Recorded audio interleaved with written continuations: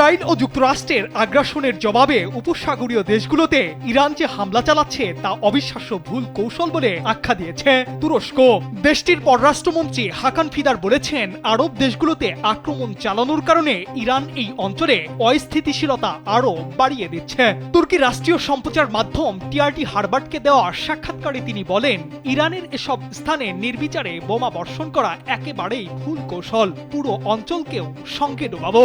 ফিদান সতর্ক করে বলেন, ইরানের হামলার শিকার দেশগুলোতে যদি এই আক্রমণ অব্যাহত থাকে তাহলে তারা নীরবে নাও থাকতে পারে, এতে সংঘাত আরো বিস্তৃত হওয়ার ঝুঁকি উদ্বেগজনক। তিনি আশা প্রকাশ করেন, ইরানের নতুন নেতৃত্ব সংঘাত শেষ করতে প্রয়োজনীয় সদিচ্ছ প্রদর্শন করবে। এদিকে তুরস্ক এই সতর্ক বার্তা দেওয়ার পরপরই দেশটিতে হামলা চালিয়েছে ইরান। তুরস্কে সরাসরি মার্কিন সামরিক ঘাঁটি নেই, তবে পশ্চিমা সামরিক জোট ন্যাটোর ঘাঁটি আছে। তুরস্ক নিজেও এই জোটের সদস্য, এজন্য সেখানে ন্যাটোর ঘাঁটি সহ বিভিন্ন স্থাপনা আছে।